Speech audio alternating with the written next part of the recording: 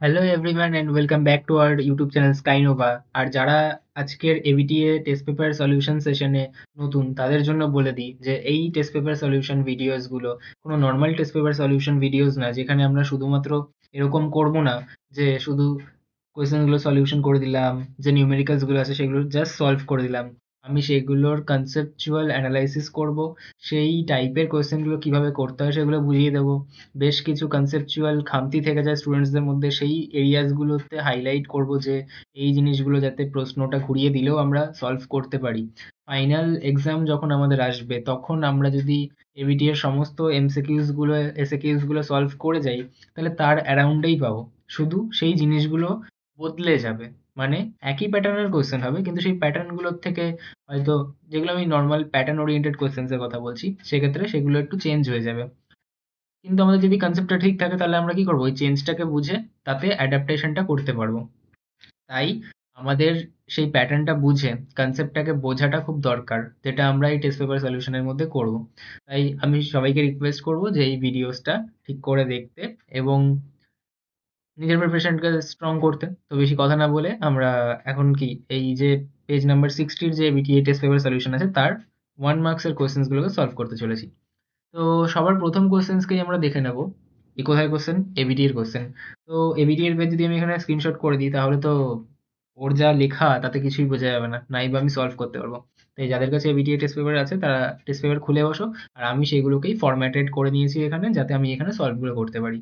তো আমাদের টেক্সট পেপারের যে 60 নাম্বার পেজের ফার্স্ট কোশ্চেন, সেটা হচ্ছে সূর্যালোকের কোন রশ্মির জন্য সোলার কুকার কাজ করে?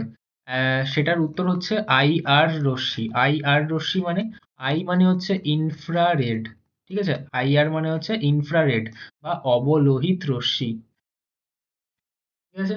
তাহলে এটার উত্তর তো হয়ে গেল অপশন বি। দেন কি আছে যে পি ও টি তাপমাত্রায়, তাহলে আমাদের পি চাপ বলে দিয়েছে আর টি তাপমাত্রা বলেছে, মানে টি উষ্ণতা বলে দিয়েছে। তাপমাত্রা বা উষ্ণতা কি? আমাদের তাপের পরিমাণ। ভি আয়তন, হাইড্রোজেন গ্যাসের অণুর সংখ্যা এক্স, তার মানে আচ্ছা, তারপর পড়ে নি। একই চাপ ও তাপমাত্রায়, মানে এই চাপ ও তাপমাত্রাই রাখছি, তখন 3v আয়তন হয়ে গেলে অণুর সংখ্যা জিজ্ঞাসা করছে। তার মানে এই যে পি চাপ ও টি উষ্ণতায়, তাতে প্রাথমিক আয়তন আমাদের কত? মানে প্রথমে আমাদের আয়তন কত ছিল? তাহলে প্রাথমিক আয়তনকে আমরা যদি ভি 1 ধরি, তাহলে সেটা ছিল আমাদের ভি বলে দিয়েছে। এবং অন্তিম আয়তন কত হয়ে গেল? ভি থেকে 3v হয়ে গেছে। তাহলে আমি বলতে পারি যে আমাদের অন্তিম আয়তন ভি 2 হয়ে দাঁড়ালো 3v। এবার প্রথমে তাহলে আমাদের অনুসংখ্যা কত ছিল? প্রথমে আমাদের অনুসংখ্যা ছিল, সেটাকে আমরা যদি ক্যাপিটাল N1 ধরি, সেটা ছিল আমাদের এক্স। আমাকে বলছে যে যখন 3v হয়ে গেছে তখন অনুসংখ্যা কত, তার মানে আমাদের অন্তিম অনুসংখ্যা জিজ্ঞাসা করছে। ঠিক আছে, প্রাথমিক অনুসংখ্যা আমাকে বলেছিল এক্স, আর অন্তিম অনুসংখ্যা N2 আমার কাছে জিজ্ঞাসা করছে। আচ্ছা, এটা হচ্ছে আমাদের প্রাথমিক অনুসংখ্যা। ঠিক আছে? তাহলে আমরা কি এখানে কোনো ফর্মুলা জানি যে এখানে কোন ফর্মুলা লাগাবো? তাহলে আমরা জানি একটা ফর্মুলা, সেটা হচ্ছে আমাদের অ্যাভোগাড্রোস ফর্মুলা। তার একটা অনুসিদ্ধান্ত, তাহলে অ্যাভোগাড্রো ফর্মুলার একটা অনুসিদ্ধান্ত আমরা জানি। সেই অনুসিদ্ধান্তটা কি অনুসিদ্ধান্ত? আমরা জানি যে V1/N1 is equal to V2/N2। আমরা অ্যাকচুয়ালি কি জানি অ্যাভোগাড্রো সূত্রে? যে ভি ভ্যারিজেস এন। এটা হচ্ছে আমাদের আসল সূত্র, যে আয়তনটা আমাদের মোল সংখ্যার সাথে সমানুপাতিক থাকে। এবার সেখান থেকে আমি অনুসিদ্ধান্ত এটাও বার করতে পারি যে আমাদের ভি মানে আয়তন, সেটা অনুসংখ্যার সমানুপাতিক, পরমাণু সংখ্যা কিন্তু নয়। এটা কিন্তু ভুল ধারণা অনেকের, যে পরমাণু সংখ্যার সাথে সমানুপাতিক হবে। সবার ক্ষেত্রে হয় না, হতেও পারে। ঠিক আছে? তাহলে এটা হচ্ছে অনুসিদ্ধান্ত, এটা হচ্ছে আমাদের অ্যাভোগাড্রো সূত্র। এবার এখান থেকেই কি আমাদের এই ফর্মুলাটা আসে যে V1/N1 is equal to V2/N2। তাহলে আমি কিছু করবো না, মানটা বসাবো। V1 এর মান কত? V1 এর মান আমাকে বলেছে V। N1 এর মান কত? N1 এর মান আমাকে বলে দিয়েছে X। V2 এর মান কত? V2 এর মান আমাকে বলে দিয়েছে 3V। এবং N2 এর মান কত? N2 এর মান আমাকে বার করতে হবে, তাহলে আমি N2ই বসিয়ে রাখবো। তাহলে আমি যদি এই N2 এদিকে ভাগে আছে, ওদিকে পাঠালে কি হবে? তাহলে এই সাইডে আসলে গুণ হয়ে যাবে। এবার এই X এদিকে ভাগে আছে, তাহলে ওদিকে গেলে কি হবে? 3V এর সাথে গুণ হয়ে যাবে। এবং এই যে V রয়েছে, এটা এদিকে গুণে রয়েছে, এদিকে আসলে তাহলে কি হবে? ভাগে আসবে। তাহলে এদিকে ভাগে চলে গেল। এইবার আমি স্পষ্টই দেখতে পাচ্ছি যে এখান দিয়ে V আর V কেটে যাচ্ছে। তাহলে পড়ে রয়েছে কি 3x। এই 3x টা তাহলে কার উত্তর আসলো? N2। N2 মানে কি? আমাদের অন্তিম অনুসংখ্যা, যেটাই তো আমাদের উত্তর। তাহলে কি আমাদের 3x হচ্ছে আমাদের উত্তর, কারণ আমার কাছে অন্তিম অনুসংখ্যা চাইছিল। তাহলে উত্তরটা কত হবে? 3x। নেক্সট প্রশ্নে যাওয়া যাক। নেক্সট প্রশ্ন আমাকে বলছে, যখন জলের বাষ্প ঘনত্ব নয় তখন এটি যে অবস্থায় থাকে। খুবই ট্রিকি একটা কোশ্চেন। এই কোশ্চেনটা খুবই ট্রিকি কোশ্চেন, যেখানে সবাই ফেঁসে যাবে। আমরা জল বলতে কি বুঝি? আমরা জল বলতে বুঝি মানে তরল। ঠিক আছে, এবার আমাকে বলছে বাষ্প ঘনত্ব। বাষ্প ঘনত্ব কার হয়? বাষ্প ঘনত্ব তো গ্যাসের হয়। তাহলে কি জলটা আমাদের লিকুইড স্টেটে আছে, না জলটা আমাদের গ্যাসিয়াস স্টেটে আছে? জলটা তাহলে নিশ্চয়ই গ্যাসিয়াস স্টেটে আছে। বোঝা গেল? এবার বাষ্প ঘনত্ব ডি আমাকে বলেছে 9, তাহলে আমার এম বা আণবিক ভর কত আসবে? 2d। এটা করলে সেই আমি পাবো যে 18, যেটা আমরা জানি যে জলের আণবিক ভর 18 হয়। কিন্তু আমাকে এই যে বলছে বাষ্প ঘনত্ব 9, তার মানে কি আমার জলের গ্যাসিয়াস স্টেটে তো বাষ্প ঘনত্ব পাওয়া যাবে। তার মানে আমার কি গ্যাসিয়াস স্টেটটা আমার অ্যান্সার হবে। বোঝা গেল? ট্রিকি কোশ্চেন ছিল। আমরা প্রথমেই দেখে ঘোল খেয়ে যাবো যে জল মানে তো তরল, তাহলে তরল মেরে দেবো। না, আমাদের কি এটা যেহেতু বাষ্প ঘনত্ব বলে দিয়েছে, বাষ্প ঘনত্ব কার বার করতে পারি? তরল বা কঠিনের তো আমরা বাষ্প ঘনত্ব বার করি না, গ্যাসিয়াস মলিকিউলস এর জন্য বার করি। তাহলে কি এটা নিশ্চয়ই গ্যাসিয়াস অবস্থায় রয়েছে। এবার আমাকে একটা প্রশ্ন জিজ্ঞাসা করছে যে তাপের রোধের একক কি। তো আমি এটা কোথায় পড়েছিলাম? আমাদের তাপ চ্যাপ্টারে। কেউ যদি না জেনে থাকো তাপ চ্যাপ্টার, তাহলে গিয়ে দেখে নিতে পারো। তো তাপীয় রোধ আমি ওখানে বলেছিলাম যে আর এইচ হচ্ছে আমাদের তাপীয় রোধ। সেটার ফর্মুলা হয় আমাদের ডি বাই কে এ, যেখানে ডি মানে কি? ডি মানে হচ্ছে আমাদের বেধ। বেধ মানে কি? কতটা মোটা, কতটা চওড়া। কে মানে কি? কে মানে হচ্ছে তাপের পরিবাহিতাঙ্ক। পরিবাহিতাঙ্ক তাপ পরিবাহিতাঙ্ক। এবং এ মানে কি? এ মানে হচ্ছে আমাদের প্রস্থচ্ছেদের ক্ষেত্রফল। ঠিক আছে, তাহলে আমি এক কাজ করি, তো এদের এককগুলো বসাই। তো ডি মানে কি? আমাদের কতটা চওড়া বা কতটা মোটা, তাহলে তার একক কত হবে? মিটার। তাপ পরিবাহিতাঙ্কর একক কি? তাপ পরিবাহিতাঙ্কর একক হয় আমাদের watt, metre inverse, kelvin inverse. SI তে তাই হয়। আর ক্ষেত্রফলের একক কি হবে? ক্ষেত্রফল মানে কি? দৈর্ঘ্য গুণ প্রস্থ। তাহলে কি হবে? মিটার মিটার গুণ করলে মিটার স্কোয়ার। তাহলে আমি যদি এখন আমার তাপীয় রোধের একক বার করতে চাই, তাহলে কি করতে হবে? এদের এককটা বসিয়ে দিতে হবে। তাহলে ডি এর একক কি? ডি এর একক হচ্ছে আমাদের মিটার। কে এর একক কি আমাদের? Watt, metre inverse, kelvin inverse. আর কি আসছে আমাদের? আর আসছে এখান দিয়ে মিটার স্কোয়ার এর একক। বোঝা গেল? তাহলে আমি যদি এখন এটা সলভ করি, তাহলে কি আসবে? আমি এখান দিয়ে মিটার স্কোয়ার কাটতে পারি, তাহলে একটা মিটার পড়ে থাকবে। আবার এই মিটার, এদিকে মিটার পড়ে রয়েছে, এদিকে মিটার -1 পড়ে রয়েছে, তাহলে এই দুটো কেটে যাবে পরস্পর। তাহলে আমার আসছে কি? তাহলে আমার আসছে 1/, ওয়াট, আর এদিকে কেলভিন ইনভার্স। তাহলে ওয়াট, যদি 1/ওয়াট মানে কি? Watt inverse. আর 1/কেলভিন ইনভার্স মানে কি? কেলভিন। তার মানে আমার উত্তরটা কি আসছে? Watt inverse kelvin. তাহলে এটা হচ্ছে আমাদের অ্যান্সার। বোঝা গেল? ইজি ছিল কিন্তু আমাদের এই সলিউশন গুলো। শুধু আমাকে কি জানতে হবে? আমাকে তাহলে ফর্মুলাটা জানতে হবে, নাহলে আমি করতে পারবো না। ঠিক আছে, নেক্সট কোয়েশ্চেন। আমাদের যে 25 নম্বর পেজের কোয়েশ্চেন গুলো ছিল, আর এই পেজের যে কোয়েশ্চেন গুলো, সেই কোয়েশ্চেন গুলো কাইন্ড অফ সিমিলার। মনে হচ্ছে যেন দুটো স্কুল নিজেদের পেপার কপি করেছে একে অপরের।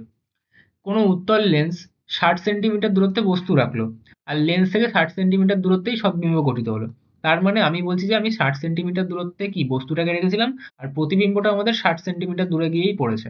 এইটা কখন হয় বলেছিলাম? আগের দিনই বলেছিলাম যে তার মানে নিশ্চয়ই বস্তুটা 2f দূরত্বে রাখা হয়েছে। যখনই আমাদের বস্তু দূরত্ব আর সদ্বিম্ব যেখানে গঠিত হয়েছে সেই প্রতিবিম্ব দূরত্ব সেম থাকবে, তার মানে উত্তল লেন্সের ক্ষেত্রে আমি তাকে 2f অবস্থানে রেখেছি।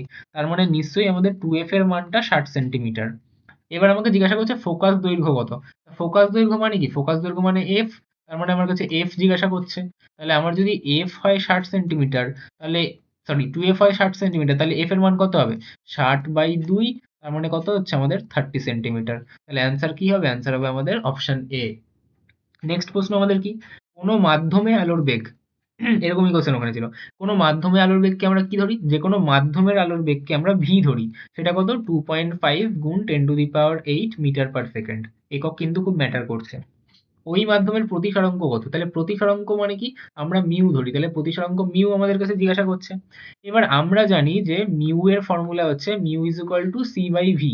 এটা হচ্ছে আমাদের ফর্মুলা প্রতিসরাঙ্কের। তাহলে এই ফর্মুলাটা যদি আমি লাগাতে যাই, তাহলে সেখানে আমাকে এই সিটা দরকার। সেই সিটা আমাদের মুখস্থ রাখতে হয়। কি? সি মানে হচ্ছে শূন্য স্থানে বা ভ্যাকিউমে আমাদের আলোর বেগ, যেটার মান কত? যেটার মান হচ্ছে 3 গুণ 10⁸ মিটার পার সেকেন্ড, বা যদি কখনো সেন্টিমিটার লাগে তাহলে 3 গুণ 10⁻10 সেন্টিমিটার পার সেকেন্ড।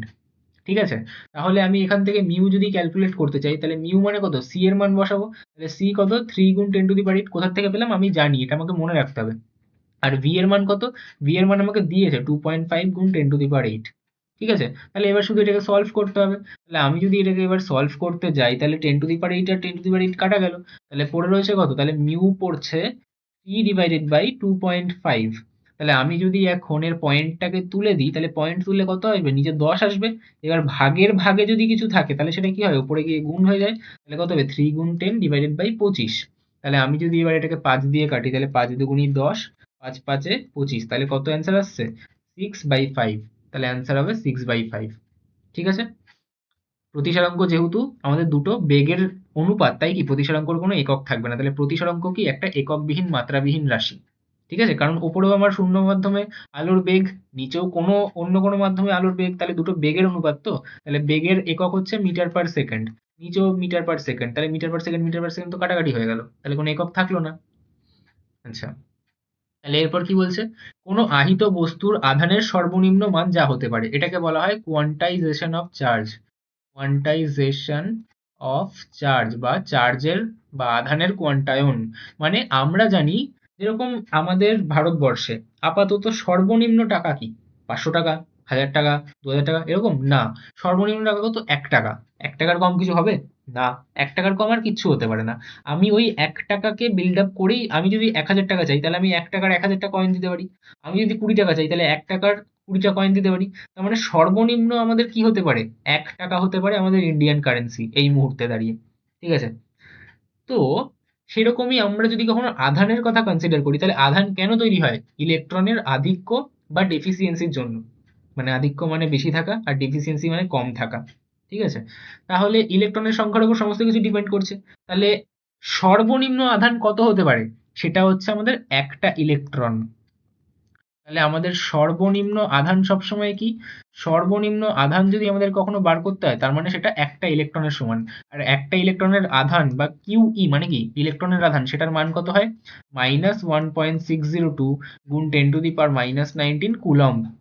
ঠিক আছে? তাহলে এখানে দেখতে হবে 1.6 গুণ -19 কুলম্ব। আমাকে মাইনাস দেয়নি, তার মানে আমাকে শুধু মানটা জিজ্ঞাসা করছে, চিহ্নটা চায়নি। ঠিক আছে? 1.602, আমার এখানে 1.6 দিয়েছে শুধুমাত্র। ঠিক আছে? তাহলে এটা ছিল আমাদের কোয়ান্টাইজেশন অফ চার্জ বা আধানের কোয়ান্টায়ন থেকে প্রশ্ন। এবার আমাকে জিজ্ঞাসা করছে রোধের সমান্তরাল সমবায়ে সরি, যে রাশিটি ধ্রুবক থাকে তা হলো। ধ্রুবক মানে কি? যে রাশিটা রাশিটা সেম থাকে। তাহলে আমরা এই জিনিসটা আগে, যখন আমি আগের পেজটা সলিউশন করছিলাম তখন বলেছিলাম যে এই জিনিসগুলো ঠিক করে সবার কনসেপচুয়াল ক্ল্যারিটি থাকে না। আমি দুটো কেস ধরছি, একটা হচ্ছে আমাদের শ্রেণী সমবায়, একটা হচ্ছে আমাদের সমান্তরাল সমবায়। তো শ্রেণী সমবায় কেমন দেখতে হয়? শ্রেণী সমবায় ঠিক এরকম দেখতে হয়। এখানে একটা রোধ, এখানে একটা রোধ, এখানে একটা রোধ, আর নিচে কি থাকলো? একটা ব্যাটারি থাকলো। ঠিক আছে? তা ব্যাটারির এটা কি? এটা হচ্ছে ব্যাটারির পজিটিভ প্রান্ত, এটা ব্যাটারির নেগেটিভ প্রান্ত। আমাদের পজিটিভ প্রান্ত মানে উচ্চ বিভব থেকে কারেন্ট বেরোয়, তারপর কি আবার নেগেটিভে ফিরে আসে। তাহলে এখান থেকে যদি একটা আই কারেন্ট বেরোয়, মানে যে কোনো একটা, এখান দিয়ে 100 অ্যাম্পিয়ার কারেন্ট যাচ্ছে। তাহলে কারেন্ট যাচ্ছে, কারেন্ট যাচ্ছে, কারেন্ট এখান দিয়ে গেল, গেল, গেল, গেল, এখান দিয়ে আবার যাচ্ছে, যাচ্ছে করে আবার ব্যাটারিতে ফিরে আসবে। তার মানে আমার তো এখানেও আই কারেন্ট আছে, এখানেও আই কারেন্ট আছে, এখানেও আই কারেন্ট আছে। তার মানে আমি যদি বলি যে এটা R1 রোধ, এটা আমাদের R2 রোধ, আর এখানে R3 রোধ, তাহলে প্রত্যেকটা রোধের মধ্যে দিয়ে কি আমার আইটা সেম থাকলো? হ্যাঁ, আমাদের আই সেম থাকলো। মানে আমাদের তড়িৎ প্রবাহ মাত্রা একই থাকে। তাহলে শ্রেণী সমবায় কি একই থাকে? তড়িৎ প্রবাহ মাত্রা একই থাকে। কিন্তু বিভব পার্থক্য মানে কি? দুই প্রান্তের বিভবের পার্থক্য। তাহলে এই রোধের দু প্রান্ত মানে কি? এটা। আবার এই রোধের দু প্রান্ত মানে কি? এইটা। আবার এই R3 রোধের দু প্রান্ত মানে কি? এইটা। তার মানে R3 এর দু প্রান্ত মানে এইটুকু। R2 এর দু প্রান্ত মানে এইটুকু। আবার R1 এর দু প্রান্ত মানে এইটুকু। তাহলে R1 এর বিভব প্রভেদ এইটুকু অঞ্চলের, R2 এর বিভব প্রভেদ এইটুকুর, R3 এর বিভব প্রভেদ এইটুকুর। তার মানে আমাদের শ্রেণী সমবায়ে কারেন্টটা সেম থাকে, কিন্তু আমাদের কি ভিটা আলাদা হয়ে যায়। তাহলে ভি মানে কি? আমাদের বিভব প্রভেদ ডিফারেন্ট হয়, বিভব প্রভেদ আলাদা হয় এবং তড়িৎ প্রবাহ মাত্রা একই হয়। কেউ যদি না বুঝতে পারো তাহলে মনে রাখবে যে শ্রেণী সমবায়ে আমাদের কি হয়? আমাদের তড়িৎ প্রবাহ মাত্রা একই হয় এবং বিভব প্রভেদ আলাদা হয়। এটাই যদি আমি একটা সমান্তরাল সমবায়ের ক্ষেত্রে ধরি, তাহলে সমান্তরাল সমবায় কিরকম হয়? একটা আদর্শ সমান্তরাল সমবায় ঠিক এরকম দেখতে হয়। ঠিক আছে? এবার তার বাইরে কি হবে? এখান থেকে একটা ব্যাটারি তৈরি থাকবে যুক্ত। এবার আবার একই জিনিস, যে ব্যাটারির এটা কি? পজিটিভ প্রান্ত, এটা নেগেটিভ প্রান্ত। তাহলে ব্যাটারির পজিটিভ প্রান্ত বা উচ্চ বিভব থেকে কারেন্ট নির্গত হবে। তাহলে ধরে নিলাম এখান থেকে আমাদের আই কারেন্ট বেরোচ্ছে। আই কারেন্ট মানে আমি কল্পনা করি যে আমার এখানে 100 কারেন্ট এসে পৌঁছেছে। এইবার সে যখনই এখানে আসলো, এখানে এসে দেখছে আমার হাতে 3টে পথ রয়েছে। তাহলে যদি এখানে 100 অ্যাম্পিয়ারের একটা কারেন্ট চলে যায়, তাহলে নিশ্চয়ই এখানে হয়তো 20 অ্যাম্পিয়ার চলে গেল, যেটাকে আমরা I1 ধরলাম। এখানে হয়তো আমার 30 অ্যাম্পিয়ার চলে গেল, যেটাকে আমরা I2 ধরলাম। আর এখানে বাদবাকি কারেন্টটা চলে গেল, তাহলে কি I3 ধরলাম। তাহলে আমার যদি আজ এখানে রোধটা R1 হয়, এখানে R2 হয়, এখানে R3 হয়, তাহলে কি আমার এই R1 এর মধ্যে থেকে I1 অন্য কারেন্ট, R2 এর মধ্যে থেকে I2 অন্য কারেন্ট, আবার R3 এর মধ্যে থেকে I3 অন্য কারেন্ট, 3টে রোধের মধ্যে থেকে I আমার আলাদা আলাদা গেল। তার মানে আমাদের সমান্তরাল সমবায়ে কি আমাদের তড়িৎ প্রবাহ মাত্রা আলাদা আলাদা হয়। কিন্তু এই R1 এর দুপ্রান্ত মানে কি, R1 এর দুপ্রান্ত মানে এইটাই। আবার R2 এর দুপ্রান্ত মানে কি, এইটাই তো এর দুপ্রান্ত। আবার R3 এরও দুপ্রান্ত তো এটাই। তার মানে এদের কি V সেম থাকে। বিভব প্রভেদ মানে কি দু প্রান্তের বিভবের পার্থক্য। তা এদের প্রত্যেকের প্রান্ত তো এক জায়গার থেকেই যুক্ত, আবার সেটাই ব্যাটারির সাথে কানেক্টেড। তাহলে কি হচ্ছে, এই যে প্রান্তগুলো প্রত্যেকের প্রান্ত একই, তার মানে প্রত্যেকের কি দু প্রান্তের বিভবের পার্থক্যটা একই হবে, মানে কি বিভব প্রভেদটা একই। তাহলে আমাকে জিজ্ঞাসা করছে সমান্তরাল সমবায়ে কোন রাশিটা ধ্রুবক থাকে, মানে একই থাকে। তাহলে কি থাকবে, সমান্তরাল সমবায়ে আমাদের I ডিফারেন্ট হয় মানে আলাদা হয়, এবং ভি সেম থাকে। তার মানে আমাকে ধ্রুবক বলছে মানে সেমটা জিজ্ঞাসা করছে, মানে বিভব প্রভেদটা সেম থাকবে। তাহলে বিভব পার্থক্য কি আমাদের সমান্তরাল সমবায়ে ধ্রুবক হবে। এটাই যদি আমাকে জিজ্ঞাসা করতো যে শ্রেণী সমবায় কি ধ্রুবক হবে, তাহলে শ্রেণী সমবায় আমাদের I বা তড়িৎ প্রবাহ কি হয় আমাদের সমান হয় বা ধ্রুবক থাকে। বোঝা গেল? তাহলে আমি কিন্তু এটা প্রপারলি বুঝিয়ে দিলাম, যাতে আমাদের যদি পরীক্ষায় প্রশ্ন শ্রেণী সমবায় দিয়ে আসে, তাহলে আমি লিখতে পারবো কোনটা আলাদা থাকবে কোনটা সমান থাকবে। আমি কিন্তু শুধু সমান কোনটা থাকে সেটাও বলিনি, আমি কোনটা অসমান থাকে সেটাও বলে দিয়েছি। তাহলে আমাদের এই পার্ট থেকে কোনো কোশ্চেন বাঁচলো না। নেক্সট আমাদের কি থাকবে? নেক্সট আমি আগের দিনও বলেছিলাম যখন 25 নাম্বার পেজ সলভ করছিলাম, যে আমাদের এই আইসোটোপের ব্যবহার কিন্তু খুব ইম্পর্টেন্ট। কি জিজ্ঞাসা করছে যে নিচের কোনটি ক্যান্সার চিকিৎসায় ব্যবহার করা হয়। তাহলে ক্যান্সার চিকিৎসায় আমি কোনটা ব্যবহার করি? আমি কিন্তু আমাদের এই যে কোবাল্ট, এই কোবাল্টকে কিন্তু আমরা ক্যান্সার ট্রিটমেন্টের কাজে লাগাই, আমাদের ক্যান্সারের যে আক্রান্ত কোষগুলো সেই কোষগুলোকে ধ্বংস করার কাজে। I131 দিয়ে আমরা কি করি, আমরা থাইরয়েড চিকিৎসা করি। কিন্তু আমি ইংরেজিতে লিখছি, কারোর লেখার ইচ্ছা থাকলে সে বাংলায় লিখে নাও। P32 দিয়ে আমরা কি করি, P32 দিয়ে আমরা আমাদের যে টিউমার, ব্রেনের যে টিউমার, সেই ব্রেন টিউমার কিন্তু আমরা ইয়ে করি, ডায়াগনোস করি। তাহলে ব্রেন টিউমার বা লিউকোমিয়া চিকিৎসাতে আমরা ব্যবহার করি। এবং C14 দিয়ে কি করি, আমরা C14 আর C12 এর অনুপাত বার করে রেডিও কার্বন ডেটিং ইউজ করি, রেডিও কার্বন ডেটিং। এটা করে আমরা কি করি, পুরাতাত্ত্বিক বস্তু বা জীবাশ্মের বয়স নির্ধারণ করি। তাহলে এর মাধ্যমে আমরা কি করি, বয়স নির্ধারণ করি। কার, আমার না তোমার, না, পুরাতাত্ত্বিক বস্তু, অনেক পুরনো কোনো বস্তু অথবা জীবাশ্মের বয়স নির্ধারণ করি আমরা। ঠিক আছে? আচ্ছা, নেক্সট আমাকে জিজ্ঞাসা করছে তরল সন্ধিগত মৌল। তাহলে তরল সন্ধিগত মৌল, ব্রোমিন তো না, জল তো না, জল তো মৌলই না, জল একটা যৌগ। পারদ, হ্যাঁ, Ag হচ্ছে আমাদের পারদ, কি একটা তরল সন্ধিগত মৌল। রূপা হচ্ছে Ag, সেটাও সন্ধিগত মৌল, কিন্তু কি আমাদের সেটা তরল না, আমাকে তরল বলেছে।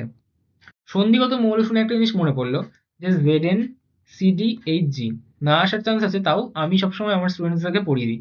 এই ZnCdHg আমরা যখন ক্লাস 11-এ উঠবো তখন বুঝবো যে এদেরকে ডি ব্লকের মধ্যে তো রাখা হয়েছে, মানে এরা ডি ব্লক মৌল। আর ডি ব্লক মৌলদেরকেই তো আমরা সন্ধিগত মৌল বলে থাকি। কিন্তু এই তিনজন ডি ব্লক মৌল, কিন্তু সন্ধিগত মৌল কিন্তু নয়। সন্ধিগত মৌল কি এদেরকে বলা উচিত নয়, কোথাও যদি বলে থাকে তাহলে ভুল বলছে। ঠিক আছে, ডি ব্লক মৌল অবশ্যই ঠিক, কিন্তু সন্ধিগত মৌল বলা হয় না। ঠিক আছে, কারণ সন্ধিগত মৌলের একটা প্রপার্টি আছে, যে তারা নিজের গ্রাউন্ড স্টেটে অথবা এক্সাইটেড স্টেটে গেলে আমাদের যে ডি কক্ষটা সেটা ফিল থাকতে হয়। সরি, মানে ফিল থাকলে হবে না, কিন্তু এদের ফিল্ড থাকে সেটা। ঠিক আছে, তাই এই জন্য কি এদেরকে ডি ব্লক মৌল বলা যায়, কিন্তু সন্ধিগত মৌল বলা যায় না। জেডএন এর গ্রাউন্ড স্টেট হোক বা এক্সাইটেড স্টেট হোক, তখন কি তাদের 3D চেন থাকে ফুলফিল্ড। ZnCdHg, জেডএন এর জন্য 3D চেন থাকে, সিডি এর জন্য 4D চেন হয়ে যাবে। এরকম ভাবে এদের কি ফিল্ড থাকে, তাই হয় না এটা। যারা বুঝতে পারেনি বোঝার কথাও না, কারণ ওরা 11-এর জিনিস। যারা একটু অ্যাডভান্স পড়ে রেখেছে তাদের জন্য বললাম, কারণ আমরা যখন ক্লাসে 10-এ পড়তাম তখন আমাদের টিচাররা পড়িয়ে দিয়েছিল। নেক্সট কি আমাদের, কোন যৌগটির মধ্যে আয়নীয় ও সমযোজী দু ধরনের বন্ধন দেখা যায়। আমি আগের দিনও বলেছিলাম যে আমি একটা ট্রিক শেয়ার করছি এখানে, যে আমরা যদি কখনো ধাতুর সাথে অধাতু দেখি, তার মানে আমি বলবো যে সেটা সমযোজী যৌগ। কি বললাম, যে তাদের মধ্যে সমযোজী বন্ধন, সরি, তাদের মধ্যে তাদের আয়নীয় বন্ধন আছে। আয়নীয়, সরে যা, আয়নীয় বন্ধন রয়েছে। ঠিক আছে?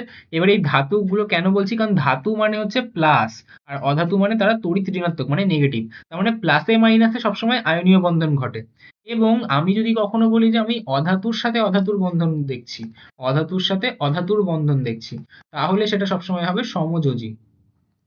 এবং আরেকটা ট্রিক আমি আগের দিনও বলেছিলাম, সেটা হচ্ছে নামের শেষে যদি আম থাকে তার মানে নির্ঘাত ধাতু। দু একটা এক্সেপশন আছে, যেরকম জিঙ্ক, টাংস্টেন, টাংস্টেনেরও যদি ল্যাটিন নাম আছে ডাব্লু, উলফ্রাম, তাই শেষে আম পড়ে যাচ্ছে। তো আম থাকা মানেই ধাতু। তো আমার প্রথমে বলছি এইচ সিএল, এইচ মানে কি হাইড্রোজেন, সিএল মানে ক্লোরিন, লাস্টে আম আছে নেই, তার মানে এটাও অধাতু। ক্লোরিন এটাও অধাতু, তাহলে অধাতু অধাতু মানে কি এটা সম্পূর্ণ সমযোজী। গেল, তাহলে সমযোজী তো শুধু সমযোজী। আমার H2O, এইচ মানে কি হাইড্রোজেন, ও মানে অক্সিজেন, তাহলে এটাও অধাতু, এটাও অধাতু, লাস্টে আমাদের আম নেই, তাহলে অধাতু অধাতু মানে কি এটাও সমযোজী শুধুমাত্র। ঠিক আছে? CaCl2, এবার Ca মানে কি ক্যালসিয়াম, লাস্টে আম পাচ্ছি, তার মানে কি ধাতু। এবং Cl মানে ক্লোরিন, লাস্টে আম নেই মানে কি অধাতু। তাহলে ধাতু অধাতু হলে এটা কি হবে, এটা শুধুমাত্র আয়নীয়। ঠিক আছে? কিন্তু আমি যদি এখন আসি NH4Cl এ, তাহলে NH4Cl সবসময় কি হয়, NH4Cl যদি ব্রেকডাউন করে তাহলে এটা দুটো পার্টে ব্রেকডাউন করবে, একটা NH4 প্লাস, NH4 প্লাস মানে অ্যামোনিয়াম মূলক, আর একটা Cl মাইনাস। এবার এই যে প্লাসে মাইনাসে, এই প্লাসে মাইনাসে তো এদের মধ্যে আয়নীয় বন্ধন, তাহলে প্লাসে মাইনাসে কি এদের মধ্যে আয়নীয় বন্ধন। ঠিক আছে? কিন্তু এই যে NH4, এই NH4টাকে যে আমি যদি লক্ষ্য করি, তাহলে N মানে কি নাইট্রোজেন, লাস্টে আম নেই, তার মানে অধাতু। এবং H মানে কি হাইড্রোজেন, তার মানে কি এটাও একটা অধাতু। তাহলে এই যে অধাতু অধাতু, তাহলে এই পার্টটা কি, এই পার্টটা হচ্ছে আমাদের সমযোজী। তার মানে এর মধ্যে আমি কি পেলাম, এর মধ্যে আমি পেলাম সমযোজী এবং আয়নীয় দু প্রকারের বন্ধন। কি করে থাকে সেটাও আমি দেখিয়ে দিতে পারি, যে নাইট্রোজেন, তার চারপাশে হাইড্রোজেন চলে আসে। এবার নাইট্রোজেনের কতগুলো হাত হওয়ার কথা, নাইট্রোজেনের 3টে হাত হওয়ার কথা, 4টে হয়ে গেছে, তাই কি এখানে প্লাস চলে আসে। ঠিক আছে? তাহলে এই যে বন্ধনগুলো, এগুলো কি বন্ধন, এগুলো তো সমযোজী বন্ধন। আবার আমি বলছি যে NH4 প্লাস আর Cl মাইনাস, তাহলে এই প্লাসে মাইনাসের মধ্যে এই যে সম্পর্কটা আছে সেটা কি আমাদের আয়নীয় বন্ধন। বোঝা গেল? তাহলে NH4Cl এমন একটা যৌগ যার মধ্যে কি আয়নীয় বন্ধন সমযোজী বন্ধন উভয়ই বর্তমান। ঠিক আছে? আচ্ছা, এবার আমাকে প্রশ্ন জিজ্ঞাসা করছে তড়িৎ বিশ্লেষণের সময় কি হয়। এটার জন্য আমি আগের ক্লাসেও একটা নিউমেরিক দিয়েছিলাম, সেটা হচ্ছে আমাদের, আমরা অনেকেই টাকার লোন নিই, তাহলে আমি মনে রাখবো যে লোন, লোন এল মানে কি, এল মানে হচ্ছে লেফট, যেটা আমাদের এই মুহূর্তে কাজে লাগবে না, ক্লাস 11 এ কাজে লাগবে। নেক্সট হচ্ছে আমাদের ও, ও মানে কি আমাদের অক্সিডেশন, অক্সিডেশন মানে কি, অক্সিডেশন মানে হচ্ছে আমাদের জারণ। ঠিক আছে? এ, এ মানে কি আমাদের অ্যানোড, তার মানে অ্যানোডে কি হয়, জারণ হয়। আর এন মানে কি নেগেটিভ, তার মানে নেগেটিভরা কোথায় যায়, নেগেটিভরা যায় অ্যানোডে। ঠিক আছে? তাহলে এই তিনটে জিনিস থেকে কিন্তু আমাদের এই মানে মাধ্যমিকে প্রশ্ন আসতে পারে যে অ্যানোডে কি হয়, অক্সিডেশন বা জারণ হয়, আর নেগেটিভরা কোথায় যায়, অ্যানোডে আসে। ঠিক আছে? তাহলে আমি কি বলবো, তড়িৎ বিশ্লেষণের সময় কি হয়, অ্যানোডে কি হচ্ছে, অ্যানোডে হচ্ছে জারণ, তাহলে কি হবে, অ্যানোডে জারণ, তার মানে এটা। আর ক্যাথোডে কি হবে, তাহলে তার বিপরীত মানে বিজারণ, তাহলে ক্যাথোডে বিজারণ, অ্যানোডে জারণ। ঠিক আছে? আচ্ছা, নেক্সট প্রশ্ন কি, নেক্সট প্রশ্ন আমার কাছে আছে, কপার সালফেটের জলীয় দ্রবণে H2S গ্যাস যদি আমি চালনা করি তাহলে দ্রবণের বর্ণ কি হবে, কালো হবে। কেন হবে আমি সেটাও বলে দিচ্ছি, যে আমাদের কপার সালফেট মানে কি CuSO4, তার সাথে আমি কিসের রিয়াকশন করাচ্ছি বলছি, H2S, তাহলে এই দুটো যদি বিক্রিয়া করে তাহলে কি তৈরি হয়, তাহলে আমার তৈরি হয় CuS, আর তার সাথে তৈরি হয় H2SO4। এবার এই যে CuS, এটা কিরকম হয়, এটা আমাদের থিতিয়ে পড়ে প্রেসিপিটেটেড হয়ে যায়, আর এটার রঙই হচ্ছে কি কালো, তাহলে আমার অ্যান্সারটা কি আসবে, যে কালো হয়ে যায় আমাদের জলীয় দ্রবণের বর্ণটা। বুঝা গেল? এরপরে আমাদেরকে জিজ্ঞাসা করছে থার্মিট পদ্ধতিতে আগুন লাগাতে ব্যবহৃত ধাতুটি কোনটি। তো আমরা ওখানে কি ইউজ করি, আগুন লাগাতে ব্যবহার করা হয় ম্যাগনেসিয়ামের ফিতা, তাহলে আমার কোন ধাতু হবে, ম্যাগনেসিয়াম ধাতু। আমি এটা বই থেকে দেখিয়েও দিচ্ছি যে কোথার থেকে আসে, যে আমাদের এই যে থার্মিট পদ্ধতি, এই থার্মিট পদ্ধতির মধ্যে এই যে দেখে ম্যাগনেসিয়াম ফিতার সাহায্যে আমরা আগুন ধরাই কিন্তু। ঠিক আছে? আমি কেন এইটা স্পেসিফিক্যালি দেখিয়ে দিলাম, কারণ এখানে কিন্তু অনেকগুলো অনেক রকম ধাতু আছে, আমাকে বুঝতে হবে যে আমাকে কি জিজ্ঞাসা করছে। অ্যালুমিনিয়াম চূর্ণ সহ উচ্চ উষ্ণতায় উত্তপ্ত করা হচ্ছে, আগুন ধরাতে সাহায্য করে না, কিন্তু ম্যাগনেসিয়াম ফিতা দিয়ে আমাদের আগুনটা ধরানো হয়, সেইটা আমাকে জিজ্ঞাসা করছিল। ঠিক আছে? আচ্ছা, নেক্সট হচ্ছে 2 কার্বন পরমাণু যুক্ত অ্যালকেনে হাইড্রোজেন পরমাণু সংখ্যা কত। তা আমি বলেছিলাম অ্যালকেন মানে এন। ঠিক আছে? এন মানে কি, এন মানে হচ্ছে কার্বন কার্বনের মধ্যে সিঙ্গেল বন্ড। ঠিক আছে? কার্বন কার্বনের মধ্যে ডবল বন্ড থাকা মানে কি, তার মানে হচ্ছে ইন, বাংলা ইংরেজি একই। ঠিক আছে? আর কার্বন কার্বনের মধ্যে ট্রিপল বন্ড মানে কি, ট্রিপল বন্ড মানে হচ্ছে ওয়াইন, বাংলাতে ও 29 তয়াকার হ্রস্বই ন লেখা হয় সম্ভবত। তাহলে এন ইন ওয়াইন আমাকে কি বলছে, অ্যালকেন, তাই তো? এবার বলছে দুটো কার্বন, তার মানে কি দুটো কার্বন, আর কেন মানে এন, তা এন মানে কি দুটো কার্বনের মধ্যে কি বন্ড আছে, তার মানে একটা বন্ড আছে। তাহলে দুটো কার্বন বুঝলাম, এন থেকে বুঝলাম যে একটা কার্বন। এবার হাত মেলাতে হবে। কার্বনের কতগুলো হাত হয়, চারটে হাত হয়। কেন হয় সেটা বলে দিচ্ছি। কার্বনের পরমাণু ক্রমাঙ্ক 6, তাহলে আমি যদি ইলেকট্রন বিন্যাস করি তাহলে প্রথমে 2 বসাতে হয়, তারপর 8 অব্দি বসানো যাবে। তাহলে আমি 6 বানাতে হবে, তাহলে কত বসাবো, 4 বসাবো, 2 আর 4 যোগ করলেই 6 হয়ে যাবে। তাহলে লাস্টের এটা যদি 4 এর থেকে বড় হয় তাহলে 8 এর থেকে বিয়োগ করতে হয়, তাহলে যোজ্যতা পাওয়া যায়। আর যদি 4 এর থেকে ছোট হয় তাহলে সেই সংখ্যাটা বসাতে হয়। কিন্তু এটা তো 4 রয়েছে, তাহলে 4 বসালেও 4 আসবে, 8 এর থেকে বিয়োগ করলেও 4 আসবে। তাহলে এই যে 4 সংখ্যাটা আসলো ওটাই তার যোজ্যতা, ওটাই তার হাত সংখ্যা। তাহলে এই কার্বনের কতগুলো হাত হওয়ার কথা, 4টে হাত হওয়ার কথা। তার মানে এখানে তো একটা হাত হয়েছে এই কার্বনের, তাহলে এখানে আরো 3টে হাত পড়ে রয়েছে। কার সাথে পড়ে থাকে, হাইড্রোজেনের সাথে। এখানেও আমার তো এই কার্বনের একটা হাত হয়েছে, তার মানে কি এখানে একটা 3টে হাইড্রোজেন হবে। তাহলে এইবার এই কার্বনের 4টে হাত হয়ে গেল, এই কার্বনেরও 4টে হাত হয়ে গেল। তাহলে হাইড্রোজেন পরমাণু কত হলো, 3টে আর 3টে 6টা। বোঝা গেল? আমাকে যদি বলতো 2 কার্বনযুক্ত অ্যালকিনের হাইড্রোজেন পরমাণু সংখ্যা, তাহলে আমি বলতাম অ্যালকিন বলছে, তাহলে অ্যালকিন বললে তখন কি হতো, কার্বন কার্বন ডাবল বন্ড হতো 2 কার্বনযুক্ত যদি বলে। আমাকে বলছে 2 কার্বনযুক্ত অ্যালকিন, 2 কার্বনযুক্ত অ্যালকিন। তাহলে ইন বলছে মানে ডবল বন্ড বসাবো। এবার ডবল বন্ড বসালে এই কার্বনের 4টে হাত ফিল করার জন্য কি করতে হবে, দুটো হাইড্রোজেন লাগাতে হবে। এই কার্বনেরও দুটো হাত আছে, তার মানে কি দুটো হাত ফাঁকা, তাহলে দুটো হাইড্রোজেন বসাতে হবে। তাহলে তখন 4টে কার্বন হতো। অ্যালকাইন বললে এখানে ট্রিপল বন্ড বসাতাম, তাহলে একটা একটা করে হাইড্রোজেন, মোট দুটো হাইড্রোজেন হতো। বোঝা গেল? এরকম ভাবে এই অঙ্কগুলো করতে হয়। সরি, অঙ্ক না, প্রশ্নগুলো। তাহলে আমাদের বিভাগ কত হয়ে গেল। এবার আমরা চলে যাবো বিভাগ খতে। বিদ্যুৎ খননের সময় ওজোন স্তরে O3 অণুকে বিশ্লিষ্ট করে কে? এটার উত্তর হচ্ছে আমাদের NO। কিভাবে করে, যখন আমাদের বিদ্যুৎ ক্ষরণ হয় তখন আমাদের নাইট্রোজেন কি করে, ওজোনের সাথে চিপকে যায়। তাহলে এই যে নাইট্রোজেন সেটা ওজোন অণুর সাথে বিক্রিয়া করে কি করে, NO তৈরি করে আর অক্সিজেন তৈরি করে। বিক্রিয়াটা যদি আমি ব্যালেন্স করতে চাই তাহলে আমাকে এক কাজ করতে হবে, এখানে 2 বসাতে হবে। তাহলে 2 আর 2 এর 4, এখানেও 2 বসাতে হবে, তাহলে 6 হয়ে গেল। তাহলে বিক্রিয়া ব্যালেন্স হয়ে গেছে, 4 আর 2 এর 6, হ্যাঁ ঠিক হয়েছে। তাহলে ব্যালেন্স হয়ে গেল। তাহলে এই বিক্রিয়াটা হয়ে যায় তখন। তাই এই যে ওজোন ছিল, এটা ছিল আমাদের ওজোন অণু। সেই ওজোন অণু কিন্তু বিশ্লিষ্ট হয়ে আমার কি হয়ে গেল, অক্সিজেন অণু তৈরি হয়ে গেল। আর এদিকে এটা কি, এটা হচ্ছে NO অণু। তাহলে আমার কিন্তু অক্সিজেন অণু তৈরি হয়ে গেল ওজোন অণু ভেঙে গিয়ে। ঠিক আছে? তাহলে এটা কখন হয়, এটা বিদ্যুৎ ক্ষরণের জন্য হয়। ঠিক আছে? বিদ্যুৎ ক্ষরণ হচ্ছে। হুম, আচ্ছা, তাহলে কি হচ্ছে, বায়ুমণ্ডলের কোন স্তর টেলিযোগাযোগ ব্যবস্থায় অপরিহার্য? আমাদের যে থার্মোস্ফিয়ার আছে, সেই থার্মোস্ফিয়ার স্তরের আয়নোস্ফিয়ার। শুধু থার্মোস্ফিয়ার লিখলেও নাম্বার দিয়ে দেবে। কিন্তু এই থার্মোস্ফিয়ারের যে স্তরটা আছে সেই স্তরের একটা অংশে আমাদের যে গ্যাসীয় পদার্থগুলো থাকে, সেই গ্যাসীয় পদার্থের অণুগুলো বিশ্লিষ্ট হয়ে আয়নে পরিণত হয়ে যায়। তাই জন্য সেই অঞ্চলটাকে বলা হয় আয়নোস্ফিয়ার। কেন আয়নে পরিণত হয়ে যায়, কারণ সেখানে বিভিন্ন ধরনের যে মহাজাগতিক রশ্মিগুলো আছে, কসমিক এনার্জিস গুলো রয়েছে, তার কারণে হিট খুব বেশি থাকে। তো এই যে গ্যাসীয় মলিকিউল গুলো আছে সেগুলো ভেঙে গিয়ে আয়নে পরিণত হয়ে যায়। সেই অঞ্চলটাকে বলা হয় আয়নোস্ফিয়ার। রয়েছে কোথায়, থার্মোস্ফিয়ারের মধ্যেই তো। থার্মোস্ফিয়ার লিখলেও নাম্বার দিয়ে দেবে। তাও আমি যদি 100% অ্যাকুরেট লিখতে চাই তাহলে কি বলবো, থার্মোস্ফিয়ার স্তরের আয়নোস্ফিয়ার অঞ্চল থেকে আমাদের বেতার তরঙ্গ টেতার তরঙ্গ প্রতিফলিত হয়। তাই কি আমাদের এই টেলিযোগাযোগ ব্যবস্থা কি আমাদের মানে পরিচালন হতে পারে। ঠিক আছে? আচ্ছা, এরপর আমাকে বলছে যে বায়োগ্যাস উৎপাদনকারী ব্যাকটেরিয়ার নাম কি? Methanoic bacteria. তাহলে আমি দেখিয়ে দিচ্ছি। স্পয়লার অ্যালার্ট, এই লেকচারটা এখনো নেওয়া হয়নি কিন্তু আমার নোটসটা কমপ্লিট হয়ে গেছে। হয়ে গেল, এই যে মিথানোজেনিক ব্যাকটেরিয়া। ঠিক আছে?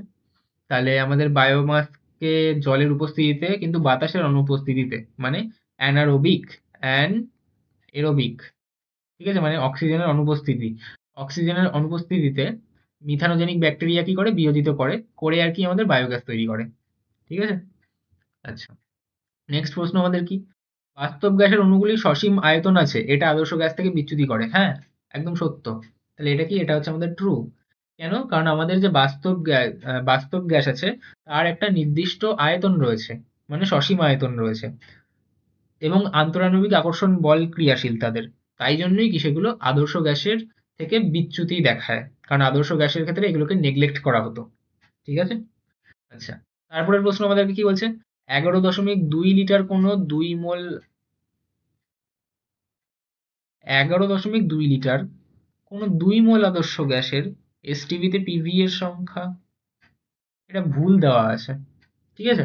কারণ 11 দশমিক এসটিপি বলে দিয়েছে 11.2 লিটার, তার মানে কি হাফ মোল হয়ে যায়, মানে যারা জানে। তারপরে আবার 2 মোল বলছে, তার মানে প্রশ্নটা ভুল দেওয়া রয়েছে। 100% বলে দিচ্ছি যে এটা 100% ভুল। ঠিক আছে? কারণ এটা ভাবতে হবে না যে বাই চান্স যদি দাদাই ভুল বলছে, না, প্রশ্নটা ভুল আছে 100% কনফার্ম। কারণ 11.2 লিটার মানে হাফ মোল, আবার এদিকে বলছে 2 মোল। 2 মোল যদি বলেই দিত তাহলে তো এখানে 2 বসিয়েই দেওয়া যেত। ঠিক আছে? তাহলে এই প্রশ্নটা পুরোপুরি ভুল দেওয়া রয়েছে। এখানে এই 2 মোলটা ভুল করে প্রিন্টিং হয়ে গেছে ওদের নিশ্চয়ই। 11.2 লিটার বলতে চেয়েছিল। তাহলে প্রশ্নটা এরকম হবে যে 11.2 লিটার কোনো আদর্শ গ্যাসের এসটিপিতে মোল সংখ্যা কত। এবার আমরা জানি যে পিভি ইজ ইকুয়াল টু, এখানে যে শূন্যস্থান দিয়েছে ওটা হচ্ছে এন আর টি, এটা আমরা জানি। এবার তাহলে আমাকে এন বার করতে হবে। তাহলে এন এর ফর্মুলা কি হয়? V gas divided by 22.4। তখন আমরা 22.4 বসাই যখন ভি গ্যাসটা লিটারে থাকে, লিটারেই দিয়েছে। তাহলে আমার কত দিয়েছে? 11.2 লিটার দিয়েছে। আর নিচে কত আছে? 22.4। তাহলে কাটাকাটি করলে কত হবে? 2। তার মানে উত্তরটা কত আসছে? হাফ আসছে, নট 2। তাহলে হাফ বসিয়ে দেবো। তাহলে আমার উত্তরটা কত হবে? PV is equal to half R T. তার মানে এই শূন্যস্থানে কত বসবে? হাফ বসবে। ঠিক আছে? এই 2 মোল এটা এখান দিয়ে মুছে যাবে। ঠিক আছে? আর না হলে যদি এরকম দুটোই থাকে তাহলে ভুল প্রশ্ন পুরোপুরি। ঠিক আছে? আচ্ছা, এর পরের প্রশ্ন দেখে নেওয়া যাক। পরের প্রশ্ন আমাকে বলছে কখন তরলের প্রকৃত প্রসারণ গুণাঙ্ক এবং আপাত প্রসারণ গুণাঙ্কের মান সমান হয়। আমি যখন তাপ পড়েছিলাম তখন একটা জিনিস খুব ক্লিয়ারলি বলেছিলাম যে আমাদের প্রকৃত প্রসারণ গুণাঙ্ক মানে কি। প্রকৃত প্রসারণ গুণাঙ্ক বা প্রকৃত প্রসারণ আমাদের পাত্রের যে প্রসারণ, তাহলে পাত্রের প্রসারণ আর তার সাথে আমাদের যে তরলের প্রসারণ মানে তরলের আপাত প্রসারণ, তার সমষ্টি। তরলের আপাত প্রসারণ। এবার গুণাঙ্ক বলছে মানে আমি সব গুণাঙ্ক কনসিডার করব। তাহলে গুণাঙ্ক, গুণাঙ্ক। ঠিক আছে? এবার আমাকে বলছে যে আমার যে প্রকৃত প্রসারণ গুণাঙ্ক আর আপাত প্রসারণ গুণাঙ্ক সেটা কখন সমান হবে। যদি এটা 20 হয় তাহলে এটা 20 কখন হবে? যখন এখানে শূন্য বসবে। তাহলে 20 ইজ ইকুয়াল টু 20 কখন হবে? যখন এটা শূন্য থাকবে। তার মানে আমি কি বলবো যে আমাদের পাত্রের প্রসারণ গুণাঙ্ক যদি কখনো শূন্য হয় তাহলে আমাদের কি হবে? তরলের প্রকৃত প্রসারণ ও আপাত প্রসারণ গুণাঙ্কের মান সমান হবে। তাহলে এর উত্তরটা কি? এর উত্তর হচ্ছে পাত্রের প্রসারণ গুণাঙ্কর মান শূন্য হতে হবে। প্রসারণ গুণাঙ্কের মান ইজ ইকুয়াল টু 0 হতে হবে। তাহলে তখন কি হবে? আমাদের মানটা সমান হবে। এরপরের প্রশ্ন কি? স্থির চাপে গ্যাসের আয়তন গুণাঙ্কের মান কত? এটা মনে রাখতে হবে। এটাও বলে দেওয়া আছে যে 1/273 ডিগ্রি সেলসিয়াস ইনভার্স। ঠিক আছে? তাহলে এটা আমাদের মুখস্থ করতে হবে। নেক্সট প্রশ্ন কি? একটি অবতল দর্পণের ফোকাস দৈর্ঘ্য 10 সেন্টিমিটার। জলে নিমজ্জিত করলে মানে জলে চুবিয়ে দিয়েছি, তাহলে ফোকাস দৈর্ঘ্য কত হবে? কত হবে? 20, 30, 40? কিছুই যাবে না, 10 সেন্টিমিটারই হবে। কেন? ঘোল খাইয়ে দিল। আমি একটা দর্পণের ফোকাস দৈর্ঘ্য যেটা থাকবে সেটা মাধ্যমের উপর নির্ভর করে না যে সেটা জলের মধ্যে আছে না হাওয়ায় আছে না আমি মহাকাশে নিয়ে গেছি, সেটা ম্যাটার করছে না। ম্যাটার করছে যে সেই আহ অবতল যে দর্পণটা তার রেডিয়াস অফ কার্ভেচার কত আছে, মানে তার বক্রতা ব্যাসার্ধ কতটা। ঠিক আছে? তার উপর ডিপেন্ড করছে, কারণ আর ইজ ইকুয়াল টু 2f। সেটা কোথায় আছে সেই মাধ্যমের উপর ডিপেন্ড করছে না। তাই আমি ওটা জলের মধ্যে চোবাই, তেলের মধ্যে চোবাই, মধুর মধ্যে চোবাই, মানটা একই থাকবে। এইটা বোঝার জন্যই আমাকে দিয়েছিল কনসেপচুয়াল প্রশ্ন। তাহলে এটা কত হবে? 10 সেন্টিমিটার হবে। আর যদি বলে যে কেন, তাহলে বলবো যে যেহেতু অবতল দর্পণের ফোকাস দৈর্ঘ্য বা যে কোনো দর্পণের ফোকাস দৈর্ঘ্য মাধ্যমের উপর নির্ভর করে না, তাই মাধ্যম পরিবর্তনে অর্থাৎ জলে নিমজ্জিত করলে অবতল দর্পণের ফোকাসের কোনরূপ পরিবর্তন ঘটবে না এবং অবতল দর্পণের ফোকাস দৈর্ঘ্য আগের মতোই 10 সেন্টিমিটার ই থাকবে। বোঝা গেল? আচ্ছা, এরপর আমাদেরকে জিজ্ঞাসা করছে দৃশ্যমান আলোর কোন বর্ণের তরঙ্গ দৈর্ঘ্য বেশি। তো আমরা জানি যে দৃশ্যমান আলো যখন বিশ্লিষ্ট হয় তখন সেটা কিসে ভেঙে যায়? ভিভ গেয়ারে, VIVGYOR, মানে violet, indigo, blue, green, yellow, orange, red, বেনিয়া, সহকলা। তা আমরা যত বাদিক থেকে ডান দিকের দিকে যাব এই অর্ডারে, তত আমাদের কি হয়? আমাদের তরঙ্গদৈর্ঘ্য বৃদ্ধি পায়, আমাদের কম্পাঙ্ক হ্রাস পায়, আমাদের এনার্জি বা শক্তি তত হ্রাস পায়। কেন? কারণ আমাদের ই ইজ ইকুয়াল টু একটা ফর্মুলা আছে, is equal two H new বা এইচসি বাই ল্যামডা। ঠিক আছে? আচ্ছা, এবার আরেকটা জিনিস হয়, আমাদের আমাদের যে প্রতিসরাঙ্ক সেটাও কি আমাদের কমে যায়। ঠিক আছে? তাহলে আমাকে বলছে যে কত বলেছিল যেন? সর্বোচ্চ তরঙ্গ দৈর্ঘ্য বেশি। তাহলে বেশি কার হবে? বেশি হবে লালের। আমার তো বাম থেকে ডান দিকে গেলে আমার তরঙ্গ দৈর্ঘ্য বাড়ছে, তাহলে এদিক থেকে এদিকে গেলে বাড়বে, তাহলে সব থেকে বেশি কার হবে? আর মানে কি হবে? এটা লাল। তাহলে দৃশ্যমান আলোর কোন বর্ণের তরঙ্গ দৈর্ঘ্য সবচেয়ে বেশি হবে? লাল। যেহেতু তরঙ্গ দৈর্ঘ্য বেশি, তাই কি দূর থেকে দেখতে পাবো, তাই জন্য আমরা কি করি, অ্যাম্বুলেন্সে বা ওই যে রেড লাইট গুলো থাকে তাতে কি আমরা লাল বর্ণ ইউজ করি। তারপর কি আছে আমাদের প্রশ্নটা, তারপর প্রশ্ন হচ্ছে যে আর্থিং তার সর্বদা ভূসংলগ্ন থাকে কারণ পৃথিবীর বিভব সর্বদা আমরা কত ধরি, 0 ভোল্ট ধরি। ঠিক আছে। আচ্ছা, আন্তর্জাতিক পদ্ধতিতে লাইভ তারের বর্ণ কি?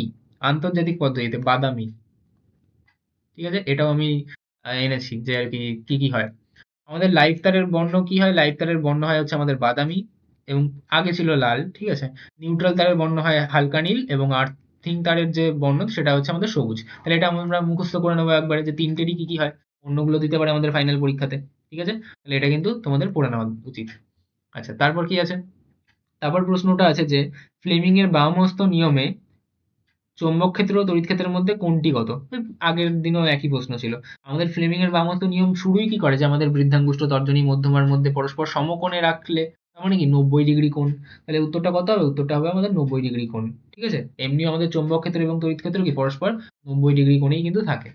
আচ্ছা, তারপরের প্রশ্ন কি, লিউকোমিয়া রোগের চিকিৎসায় কোন তেজস্ক্রিয় পদার্থ ব্যবহার করা হয়? আমি একদম শুরুতেও বলে দিয়েছিলাম যে আমাদের যে প্রত্যেকটা তেজস্ক্রিয়তা চ্যাপ্টারে, মানে আর কি পরমাণু নিউক্লিয়াস চ্যাপ্টারে যে আমাদের বিভিন্ন আইসোটোপের ব্যবহার আছে সেইগুলো কিন্তু খুব ইম্পর্টেন্ট। ঠিক আছে, তার মধ্যে আমাকে জিজ্ঞাসা করছে কি লিউকোমিয়া চিকিৎসা, তাহলে ওটা কে ছিল? ওটা ছিল আমাদের ফসফরাসের 32 নম্বর আইসোটোপটা। ঠিক আছে, আমি আগেও কিন্তু লিখে দিয়েছিলাম। আচ্ছা, তারপরে প্রশ্ন কি আছে, তারপরে প্রশ্ন দেখে নেওয়া যাক। তারপরে আমাদের আবার ছক দিয়েছে কি, একটি ক্ষারীয় মৃত্তিকা মৌল। তাহলে ক্ষারীয় মৃত্তিকা মৌল কাদের বলা হয়? গ্রুপ 2 এলিমেন্টসদেরকে বলা হয়। গ্রুপ 2 এলিমেন্টস কারা ছিল? বেটা, মাঙ্গে, কার, স্কুটার, বাপরাজি। মানে বেটা, মাঙ্গে, কার, স্কুটার, বাপ, রাজি। মানে beryllium, magnesium, calcium, strontium, barium, radium. এবার এর মধ্যে কে আছে? এর মধ্যে আমি দেখতে পাচ্ছি যে আমাদের এই যে ম্যাগনেসিয়ামটা আমার এখানে দেওয়া আছে, তাহলে এটা কি হবে? এটা আমাদের ম্যাগনেসিয়ামের কাছে চলে যাবে। ঠিক আছে। তারপর বলছে বিরল মৃত্তিকা মৌল। বিরল মৃত্তিকা মৌল আমাদের কি হবে? আমাদের সিরিয়াম এর কাছে চলে যাবে। তারপর বলছে দুটি গ্যাসের বিক্রিয়ায় উৎপন্ন কঠিন পদার্থ, তাহলে কি হবে? সেটা আমাদের NH4Cl এ চলে যাবে। কেন? কারণ আমাদের যে NH3 গ্যাস, তার সাথে যদি আমি HCl গ্যাসের বিক্রিয়া ঘটাই, তাহলে কিন্তু সেটা NH4Cl তৈরি করে, যেটা একটা কঠিন পদার্থ। তো সেটাই আমার কাছে চাইছিল। ও, এটা মিস হয়ে গেছে। ছাপার ব্লক তাহলে কি হবে? ছাপার ব্লক তাহলে সীসা হয়ে যাবে। ঠিক আছে। আচ্ছা, বিরল মৃত্তিকামূলক কাদের বলা হয়? ল্যান্থানয়েড এলিমেন্টসদেরকে বলা হয়, ল্যান্থানয়েড এলিমেন্টস। ঠিক আছে। তাহলে ল্যান্থানয়েড এলিমেন্টস কোথায় থাকে? এই যে এই 14টা। ঠিক আছে, সিরিয়াম থেকে এই এলিউ অব্দি, 58 থেকে 71 অব্দি। আর অ্যাক্টিনয়েডস কারা? এই 14টা। ঠিক আছে। আচ্ছা, নেক্সট প্রশ্ন কি, নেক্সট প্রশ্ন আমি বলেই দিয়েছিলাম আগের দিনও, আজকেও বলছি যে এখান থেকে 100% কোশ্চেন আসবে। 100% কোশ্চেন গ্যারেন্টিড। ঠিক আছে, মাধ্যমিক 2026-এ বা যে কোনো বছরের মাধ্যমিকে। ঠিক আছে, শুধু এই একটা ছক পড়লেই হয়ে যাবে। Very very important. এখান থেকে 1 নম্বরের প্রশ্নও আসতে পারে, 2 নম্বরের প্রশ্নও আসতে পারে, 3 নম্বরের প্রশ্নও আসতে পারে। ঠিক আছে, কি হবে, এই রকম যে কোনো প্রশ্ন পড়বো যে এর ঘাড়ে এর প্রয়োগ দেওয়া হচ্ছে, তাহলে কোন তড়িৎ বিশ্লেষ্য ব্যবহার করবো, অ্যানোড কি ব্যবহার করবো, ক্যাথোড কি ব্যবহার করবো, তার জন্য ওই একটাই ছক দরকার। ঠিক আছে, তাহলে আমি কি করব, আমি তখন আমার মনে 3টে প্রশ্ন করব।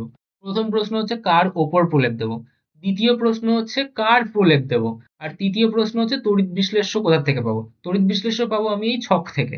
ঠিক আছে, এবার প্রথম দুটো প্রশ্নের কথা ভাববো যে কার ওপর প্রলেপ দেবো। তাহলে যার ওপর প্রলেপ দেবো, ঠিক আছে, তাকে আমরা রাখবো ক্যাথোডে, এবং যার প্রলেপ দেবো তাকে আমরা রাখবো অ্যানোডে। বোঝা গেল? তাহলে এই আমাদের উত্তর ফাইনাল হয়ে গেল। কিরকম, যদি আমার কাছে প্রশ্ন দেয় যে পিতলের ওপর রূপার প্রলেপ দেবো, তাহলে কার ওপর প্রলেপ দেবো, তাকে রাখবো ক্যাথোডে। তাহলে কার ওপর প্রলেপ দিচ্ছি? পিতলের ওপর, তাহলে পিতলকে কোথায় রাখবো? ক্যাথোডে। তাহলে ক্যাথোড হিসেবে কাকে নেব? পিতলকে নেব। পিতলের চামচ যদি বলি তাহলে পিতলের চামচটাকে নেব। আচ্ছা, কার প্রলেপ দেবো? রূপার প্রলেপ দেবো, তাহলে তাকে রাখবো অ্যানোডে। তাহলে এখানে আমি কি রাখবো? রূপাদণ্ড রাখবো, রূপাদণ্ড বা রূপাপাত। ঠিক আছে, আর তড়িৎ বিশ্লেষ্য কাকে নেবো? আমি ছকে দেখবো। তাহলে রূপার প্রলেপ দেবো, তাহলে দেখবো যে রূপার জন্য কাকে নিতে হবে, তাহলে রূপার জন্য নিতে হবে পটাশিয়াম আর্জেন্টো সায়ানাইটের জলীয় দ্রবণ। তাহলে আমি কি করব, আমি এখানটায় লিখবো যে আমার তড়িৎ বিশ্লেষ্য হিসেবে লাগবে পটাশিয়াম আর্জেন্টো সায়ানাইড। কি হয়ে গেল এটা? Argento cyanide. ঠিক আছে, এর জলীয় দ্রবণ। একিউ লেখা মানে হচ্ছে অ্যাকুয়াস। ঠিক আছে, আচ্ছা তারপরে কি আছে? আচ্ছা ওই প্রশ্নটাই কি, কোনো বস্তুতে সোনার প্রলেপ দিতে গেলে তড়িৎ বিশ্লেষণ হিসেবে কি নিতে হবে? তাহলে আমার ওই ছকটা দেখলেই হয়ে যাবে, এটা 1 নম্বরে আসবে আমাদের। কি দেবে তাহলে আমাদের? পটাশিয়াম অরোসায়ানাইড। আমি ছকে দেখিয়েও দিচ্ছি। সোনার প্রলেপ দেবো তো, তাহলে এই যে সোনা, তাহলে সোনার প্রলেপ দিলে কি করতে হবে? পটাশিয়াম অরোসায়ানাইডের জলীয় দ্রবণ ব্যবহার করতে হবে। নেক্সট প্রশ্ন কি আছে? গলিত NaCl এর তড়িৎ বিশ্লেষণে ক্যাথোডে কি উৎপন্ন হয়? আমি দ্বিতীয় প্রশ্নটা একটু বলে দিচ্ছি। অ্যানোড মাঠে উপস্থিত দুটি দামি বস্তুর নাম লেখো। আমাদের ওই সেম Cu, তারপর হচ্ছে আমাদের Au, তারপর প্লাটিনাম মানে সোনা, তামা, প্লাটিনাম এগুলো। ঠিক আছে, জলে কোন আয়নের উপস্থিতি মরিচা পড়া ত্বরান্বিত করে? আমাদের ক্লোরিন আয়ন, মানে ক্লোরাইড আয়ন বলা উচিত আর কি, ক্লোরাইড আয়ন। ক্লোরাইড লাস্টের ড আছে কিন্তু। সালফান কি? সালফান হচ্ছে আমাদের 100% ওলিয়াম, 100% ওলিয়াম। ওলিয়ামের সংকেত কি? H2S2O7। ঠিক আছে, তো সেটা যখন আমরা 100% নিই তখন তাকে আমরা কি বলি? 100% ওলিয়ামকেই আমরা বলি হচ্ছে সালফান। এই যে H2S2O7 ওটাকে আমরা পাইরোসালফিউরিক অ্যাসিডও বলে থাকি। ঠিক আছে, 100% ওলিয়াম যখন আমরা ওটাকে গাঢ় নেব। ঠিক আছে, 100% মানে কি? 100% গাঢ় ওলিয়াম। ঠিক আছে, আচ্ছা তারপরের প্রশ্নটা কি আছে যে SO2 কে SO3 তে রূপান্তর করার জন্য কোন অনুঘটক নেওয়া দরকার? তাহলে আমি এই দুটো প্রশ্ন নিচে ডিসকাস করছি। ঠিক আছে, একটা হচ্ছে NaCl এর ক্যাথোডে কি আসবে। তাহলে আমরা ক্যাথোডে আমরা পড়েইছিলাম একটা নিমোনিক্স। নিমোনিক্সটা কি ছিল? আমার নিমোনিক্সটা ছিল যে লোন, LOAN। তাহলে আমাদের এ তে কি ছিল? এ তে ছিল আমাদের অ্যানোড, আর এন মানে কি? নেগেটিভ, তার মানে মাইনাস। তার মানে মাইনাসরা কোথায় যায়? অ্যানোডে। তাহলে প্লাসরা কোথায় যাবে? প্লাসরা তাহলে নিশ্চয়ই যাবে ক্যাথোডে। ঠিক আছে, তাহলে এবার আমাকে বলছিল NaCl এর মধ্যে কি হবে ক্যাথোডে। তাহলে NaCl ভাঙবে কিসে? NaCl ভাঙবে Na প্লাস আর Cl মাইনাস। তাহলে Cl মাইনাস তো যাবে কোথায়? Cl মাইনাস যাবে আমাদের ক্যাথোডে। আর Na প্লাস কোথায় যাবে? তাহলে প্লাস যাবে ক্যাথোডে। তাহলে আমি যদি এখন বলি যে ক্যাথোডে কি হবে, তাহলে ক্যাথোডে কি হয়? ক্যাথোডে হয় হচ্ছে আমাদের Na প্লাস আসবে। এবার এ কি করবে? একটা ইলেকট্রন, কি হয়ে গেল?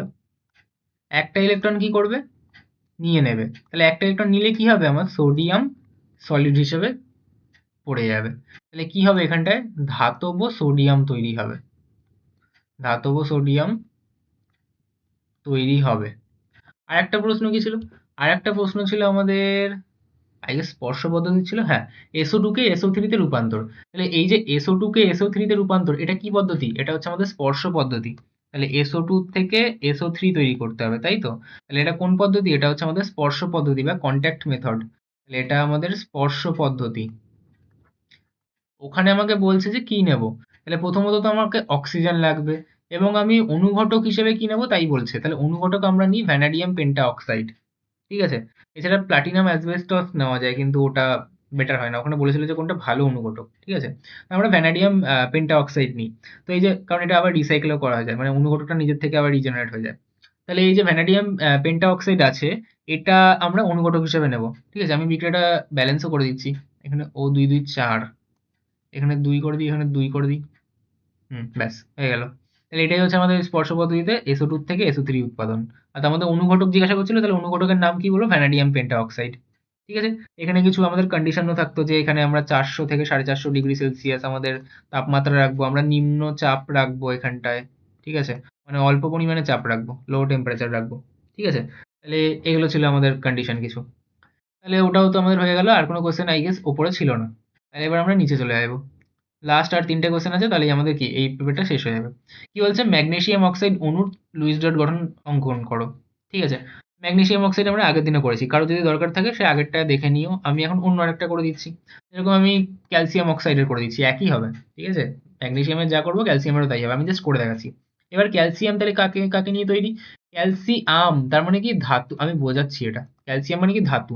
অক্সিজেন তার মানে কি? অধাতু। তাহলে ক্যালসিয়াম আর অক্সিজেনের মধ্যে, এই সরি, হ্যাঁ ঠিকই বলছি, ক্যালসিয়াম আর অক্সিজেনের মধ্যে তাহলে কি হবে? তাহলে নিশ্চয়ই আয়নীয় বন্ধন গঠন হবে। কারণ আমি কি বলেছি? ধাতু আধাতুর মধ্যে কি হবে? সবসময় আয়নীয় বন্ধন গঠন হয়। তাহলে আয়নীয় বন্ধনের জন্য কিন্তু লুইস ডট গঠন কথাটা বলা উচিত নয়। ঠিক আছে, তখন আমাদের বলা উচিত কোসেলের ধারণা বা রেখচিত্রের সাহায্যে দেখাও। কারণ লুইস ডট গঠনটা আমরা এক্সপ্লিসিটলি সমযোজী বন্ধনের ক্ষেত্রেই ব্যবহার করে থাকি। ঠিক আছে, আচ্ছা, তাহলে এটা তৈরি কি করে হয়? তাহলে তৈরি হয় কি করে সেটা বোঝার জন্য আমরা একটা কাজ করব। ক্যালসিয়াম নেব আর অক্সিজেন নেব। এবার আমার ক্যালসিয়ামের যদি আমি ভাবি যে এর পরমাণু ক্রমাঙ্ক কত, তাহলে ক্যালসিয়ামের হচ্ছে 20 এবং অক্সিজেনের হচ্ছে 8। আমি যদি এর ইলেকট্রন বিন্যাস করতে চাই তাহলে সেটা কত দাঁড়াবে? তাহলে ক্যালসিয়ামের ইলেকট্রন বিন্যাস হচ্ছে 2, তারপরের ঘরগুলোতে 8 করে রাখা যায়, তাহলে 2 8 10 হলো। আর তো রাখতে পারবো না, কারণ 8 করেই রাখতে পারবো, তাহলে কে কক্ষে আমি দুটোই রাখতে পারি। তারপর 8 করে করে রাখতে পারবো, তাহলে 2 8 8 18 হলো। তাহলে লাস্ট কক্ষে কত থাকবে? আরো 2 থাকবে। তাহলে কে এল এম, আর এটা কোন ঘর হয়ে যাবে? তাহলে এটা ঘর হবে এন এর ঘর। ঠিক আছে, একটু অ্যাডজাস্ট করে নিই। এটা এ এল এম আর এটা এন ঘর। আচ্ছা, এর ইলেকট্রন বিন্যাস কি হবে? এর ইলেকট্রন বিন্যাস হবে 2 আর 6 করলেই হয়ে যাবে। তাহলে কে আর এল। এবার আমরা একটা জিনিস খুব ভালো করে পড়েছিলাম যে আমরা যখন আমরা যখন দেখবো যে লাস্টে দুটো ইলেকট্রন রয়েছে, সেটা কি ভালো? না। আমাদের প্রত্যেকটা পরমাণু কি করে, নোবেল গ্যাসের মতো তার শেষ কক্ষে 8টা ইলেকট্রন গ্রহণ করার চেষ্টা করে, 8টা ইলেকট্রন রাখার চেষ্টা করে। এবার যদি কেউ হাইড্রোজেনের কাছাকাছি থাকে তবেই সে শুধুমাত্র দ্বৈত ফলো করে। তাহলে এখানে যদি আমি লাস্ট কক্ষে 8টা ইলেকট্রন কোথায় দেখতে পাচ্ছি? এই যে দেখতে পাচ্ছি। তাহলে আমি যদি এই দুটো ইলেকট্রন বাদ দিয়ে দিই তাহলেই তো এখানে 8টা পড়ে থাকবে। তাহলে আমি কি করব? এখান থেকে দুটো ইলেকট্রন বাদ দিয়ে দেবো। তাহলে দুটো ইলেকট্রন যদি ক্যালসিয়াম ছেড়ে দেয় তাহলে ক্যালসিয়ামে কি হবে? ক্যালসিয়াম +2 হয়ে যাবে। দুটো ইলেকট্রন ছেড়ে দিচ্ছে, মাইনাস জিনিস ছেড়ে দিচ্ছে, তো তাহলে কি প্লাসে তৈরি হবে। তো দুটো ইলেকট্রন ছেড়ে দিলে তাহলে ইলেকট্রন বিন্যাস কত হবে? 2, 8, 8 মানে কি 18। আর 18 কার থাকে? 18 থাকে আর্গনের। তার মানে আর্গনের মতো সুস্থিত ইলেকট্রন বিন্যাস লাভ করে যাবে। এই যে দুটো ইলেকট্রন ছেড়ে দিল, এই দুটো ইলেকট্রন কি হবে? এর কাছে চলে যাবে। তাহলে এই যে এর কাছে দুটো ইলেকট্রন খেয়ে নিল এ, ঠিক আছে? তাহলে এই যে দুটো ইলেকট্রন এ খেয়ে নিল, তাহলে কি হবে? ওর আগে ছিল 6টা ইলেকট্রন। তাহলে এই দুটো ইলেকট্রন চলে আসলে কি হবে? ওই দুটো ইলেকট্রন চলে আসলে ও -2 তো হয়ে গেল, এবং ওর ইলেকট্রন বিন্যাস তখন হয়ে যাবে 2, 8। 2 আর 8 মানে কত? 10। তার মানে নিয়নের মতো হয়ে যাবে। তাহলে এও সুস্থিত ইলেকট্রন বিন্যাস লাভ করলো আর্গনের মতো, এও সুস্থিত ইলেকট্রন বিন্যাস লাভ করলো নিয়নের মতো। দুটোই আমার নোবেল গ্যাস। তাহলে এইবার এরা তৈরি হয়ে গেল অপোজিট, +2 -2। তাহলে প্লাস আর মাইনাস দুজন কি অপোজিট। অপোজিটের মধ্যে তাহলে কি হবে? এদের মধ্যে বিয়ে হয়ে যাবে। এই বিয়েটার নাম কি বলেছিলাম আমি আগের ভিডিওতেও? এই বিয়েটার নাম আমরা বলেছিলাম স্থির তাড়িতিক আকর্ষণ বল। স্থির তাড়িতিক আকর্ষণ বল। আর এই বিয়ের মাধ্যমে কি হয়? এরা একে অপরের সাথে যুক্ত হয়ে যায়। তাহলে কি হবে? সিএ ও হয়ে যাবে। এটাও বলে দিয়েছিলাম যে এখানে সিএও কি করে হয়ে যাচ্ছে, কারণ আমার যখন এরকম এই মেথডটা হয় তাহলে সিএও, সি এর +2 ও এর -2, তাহলে এটা ক্রিস ক্রস হয়, উদর পিণ্ডি বুধর ঘাড়ে চলে যায়। তাহলে হওয়া উচিত সি এর টু বলতে এই অক্সিজেনের 2টা আসার কথা, আর ও এর কাছে ক্যালসিয়ামের 2 আসার কথা। তাহলে 2 2 কেটে যায়, সিএও হয়। এবার এই যে উদরপিণ্ডি বুধর ঘাড়ে গেল, এটা এখানে বোঝা যাচ্ছে না। আমি অ্যালুমিনিয়ামের এক্সাম্পল দিয়ে দেখিয়েছিলাম। অ্যালুমিনিয়ামের সাথে অক্সিজেন, তাহলে অ্যালুমিনিয়াম ভাঙে +3 তে আর অক্সিজেন ভাঙে -2 তে। তাহলে কি হবে? এরা যখন যুক্ত হবে একে অপরের সাথে, তাহলে অ্যালুমিনিয়ামের কাছে হবে অক্সিজেনেরটা, তার মানে 2, আর অক্সিজেনের কাছে হবে অ্যালুমিনিয়ামেরটা, তার মানে 3। তাহলে তখন হবে Al2O3। বোঝা গেল? তাহলে এরকম ভাবে কিন্তু এগুলো গঠন হয় অ্যাকচুয়ালি। ঠিক আছে। আচ্ছা, তারপরের কোশ্চেন কি আছে? ম্যাগনেসিয়াম দিলে একই আসবে, ম্যাগনেসিয়ামের শুধু কত 12, তাহলে 2 আর 2 আসবে, বাকি জিনিসটা একই থাকবে। তারপর বলছে সরলতম কিটোনে কতগুলো কার্বন থাকে। আমি আগের দিনও বুঝিয়েছি যে আমি যদি কিটোনের কথা বলতে চাই তাহলে কিটোন হচ্ছে এরকম সি ডবল বন্ড ও। এবার আমার হাত দুটো খোলা থাকছে, সেই হাতে কিন্তু আর থাকতে হবে, তাহলেই আমি কিটোন বলতে পারবো। এবার এই আর মানে কি? আর মানে হচ্ছে আমাদের অ্যালকাইল গ্রুপ। এবার এই অ্যালকাইল মানে কি? অ্যালকাইল মানে বেশি বুঝে লাভ নেই, কার্বন যুক্ত কিছু, মানে কার্বনের কিছু একটা থাকতে হবে। তাহলে আমি যদি বলি যে সি ডবল বন্ড সি, এখানটায় সিএইচ, এখানে আমি সি বসালাম, এখানে সি বসালাম, তবেই এটা একটা কিটোন হতে পারলো। যদি আমি একটা কাজ করি যে এখানে সি বসিয়েছি কিন্তু এখানে এইচ বসিয়ে দিয়েছি, তাহলে এটা আর হলো না। তাহলে এটা কি সিএইচও হয়ে গেল। আর সিএইচও হয়ে গেলে কি হয়? তাহলে সেটা অ্যালডিহাইড হয়ে যায়। অ্যালডিহাইড হয়ে যায়, কারণ অ্যালডিহাইড কি? অ্যালডিহাইড আমাদের মানে ড্যাশ সিএইচও না, সিএইচও হয়ে গেল। তো তার মানে কার্বনের দুই, মানে এই যে কার্বনটা সি ডবল বন্ড তার দুই দিকে কিন্তু কার্বনের জিনিসই থাকতে হবে। তাহলে এবার যদি এখানে একটা হাত কার্বনের, তাহলে এখানটা কি আসবে? সিএইচ3। আবার এই কার্বনেরও একটা হাত, তার মানে এখানে কি 3টে হাইড্রোজেন বসাতে হবে। কার্বনের একটা হাত মানে কি? এদিকে 3টে হাত ফাঁকা আছে, তাহলে 3টে হাইড্রোজেন, তাহলে কি সিএইচ3। তাহলে এইটা কি? এইটাই হচ্ছে আমাদের সরলতম কি কিটোন। তাহলে এটা হচ্ছে আমাদের সরলতম কিটোন। এবং এই সরলতম কিটোনের মধ্যে কতগুলো কার্বন দেখতে পাচ্ছি? আমি দেখতে পাচ্ছি এখানে 1 নম্বর কার্বন, এখানে 2 নম্বর কার্বন, এখানে 3 নম্বর কার্বন। ঠিক আছে। তাহলে সরলতম কিটোনটা কে সেটাও দেখিয়ে দিলাম। আর তার মধ্যে কতগুলো কার্বন পরমাণু থাকে? তার মধ্যে থাকে 3টে কার্বন পরমাণু। ভুলেও কিন্তু দুটো বা একটা লিখলে চলবে না। ঠিক আছে। যদি বলে সরলতম আমার কি যেন বলে, অ্যালডিহাইড কি, তাহলে হতে পারে। ঠিক আছে? তো তারপরের প্রশ্ন কি বলছে, ডাইমিথাইল ইথারের কার্যকরী গ্রুপ ঘটিত আইসোমার কি? খুব ইন্টারেস্টিং কোয়েশ্চেন। কি কার্যকরী গ্রুপ ঘটিত? আমাকে বলছে কার্যকরী গ্রুপ ঘটিত বা ফাংশনাল আইসোমেরিজম, কার্যকরী গ্রুপ ঘটিত আইসোমার বা ফাংশনাল গ্রুপ আইসোমার কার? আমাকে সেটাও বলছে ডাইমিথাইল ইথার, ডাইমিথাইল ইথার। এবার সবসময় মনে রাখবে ইথারের ভাই হয় অ্যালকোহল, মানে আর কি ভাই বলতে এখানে আইসোমার। ঠিক আছে? আচ্ছা, ডাইমিথাইল ইথার কি? ইথার কখন হয়? ইথার হয় ও এর দুটো হাত যখন এরকম ফাঁকা থাকে। তাহলে ডাইমিথাইল ইথার, ডাইমিথাইল মানে কি দুপাশে দুটো মিথাইল রয়েছে, ডাই মানে দুই আর মিথাইল মানে কি CH3। তাহলে এটা হচ্ছে ডাইমিথাইল ইথার। এবার আইসোমার মানে কি? আইসোমার মানে হচ্ছে যাদের দেখতে আলাদা হবে, সেটা তার গঠনগত দেখতে আলাদা হতে পারে বা স্পেশিয়াল অ্যারেঞ্জমেন্ট দেখতে আলাদা হতে পারে, তার ভিত্তিতে কি তাদের স্টিরিও আইসোমার হতে পারে বা আমাদের স্ট্রাকচারাল আইসোমার হতে পারে, যেটা আমাদের অথরিজিয়ান্সের সিলেবাসে নেই। আমাদের সিলেবাসে শুধুমাত্র স্ট্রাকচারাল আইসোমার আছে। ঠিক আছে? এবার কার্যকরী গ্রুপ গঠিত আইসোমার মানে কি? কার্যকরী গ্রুপ গঠিত আইসোমার মানে আইসোমার মানেই কি যে তাদের সংকেত একই হবে, সংকেত একই হবে। এবার কার্যকরী গ্রুপ গঠিত আইসোমার মানে কি তাদের ফাংশনাল গ্রুপ বা কার্যকরী গ্রুপটাই কি আলাদা, তাহলে গ্রুপটা আলাদা হবে। গ্রুপ আলাদা হলে তাদের রাসায়নিক ধর্ম আলাদা হবে। তাহলে এটা যে ইথার ছিল, ইথার বাদ দিয়ে অন্য কোনো গ্রুপ আনতে হবে। সেটা কে আসে? ইথারের ভাই হচ্ছে অ্যালকোহল।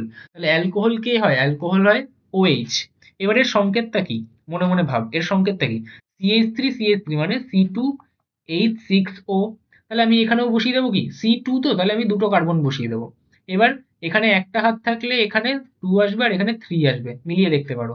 তাহলে এখানটা কি আসছে আমার? এখানে চেক করে দেখি, দুটো কার্বন হচ্ছে, তিনটে, দুটো পাঁচটা, একটা হাইড্রোজেন ছটা, আর ও। সংকেত মিললো? মিলে গেল। তার মানে আমার এই ডাইমিথাইল ইথারের আমার যদি বলে যে এটা কে, এটা হচ্ছে আমাদের ইথাইল অ্যালকোহল। ডাইমিথাইল ইথারের যদি ফাংশনাল গ্রুপ আইসোমার বার করতে বলে বা কার্যকরী গ্রুপ আইসোমার বার করতে বলে, তাহলে সেটা কে? সেটা হচ্ছে আমাদের CH3CH2OH, যার নাম হচ্ছে ইথাইল অ্যালকোহল। বোঝা গেল কিছু? ডাইমিথাইল ইথার মানে ও তার দুদিকে, যেহেতু ডাইমিথাইল বলেছে তার মানে কি দুদিকে মিথাইল গ্রুপ রয়েছে। এবার তার আমাকে ফাংশনাল গ্রুপ আইসোমার বা কার্যকরী গ্রুপ গঠিত আইসোমার বার করতে বলছে। সেটা কি হয়? ইথারের ভাই অ্যালকোহল। ঠিক আছে? তাহলে ইথারের ভাই অ্যালকোহল, অ্যালকোহল কি হয়? OH। এবার OH এর আগে আমি কি বসাবো? এখানে দেখছি যে দুটো কার্বন আছে, তাহলে আমি দুটো কার্বন বসাবো। তারপর হাতটা মেলাতে বসলেই আমি বুঝতে পারবো যে এখানে CH3 হবে, এখানে CH2 হবে। তাও যদি কেউ না বুঝে থাকে আমি সেটুকুও বুঝে দিতে রাজি আছি, যে দুটো কার্বন আর এখানটা কি আমার OH থাকবে। এবার OH এদিকে একটা কার্বন, তো একটা হাত তো হয়ে গেছে, আর এই কার্বন এই কার্বনের মধ্যে যোগাযোগ রাখার জন্য একটা হাত তো থাকতে হবে। তাহলে এই কার্বনের দুটো হাত অলরেডি হয়ে গেছে, তার মানে কি দুটো হাত পড়ে রয়েছে, তাহলে দুটো হাইড্রোজেন। এবং এই কার্বনের তো একটা হাত রয়েছে, তার মানে কি এর তিনটে হাত ফাঁকা পড়ে আছে। তাহলে কি হবে? এখানটা একটা হাইড্রোজেন, এখানে একটা হাইড্রোজেন, এখানে একটা হাইড্রোজেন। তাহলে এটাকে যদি আমি কনডেন্সড করে লিখি, কনডেন্সড ফর্মে, তাহলে কি হবে? এটা CH3, এটা হলো CH2 আর এটা হলো OH। যেহেতু এখানে এটা কি ফাংশনাল গ্রুপ, তাহলে এদিক থেকে নাম্বারিং করবো, তাহলে 1 2। এবার দুটো কার্বনে কি হয়? দুটো কার্বনে হয় ইথ। ঠিক আছে? এবার 1 নম্বরে কি যুক্ত আছে? 1 নম্বরে যুক্ত আছে অল। অ্যালকোহল থেকে কি আসে? অল। তাহলে কি হবে? আচ্ছা, ইথ সিঙ্গেল বন্ড মানে এন, তাহলে ইথান অল। এবার ওয়ান লেখা লাগে না, তাহলে তার নাম কি হবে? ইথানল। আর এটারই সাধারণ নাম কি? Ethyl alcohol. এটা কি? এটা হচ্ছে IUPAC নাম, ইথানল। ঠিক আছে?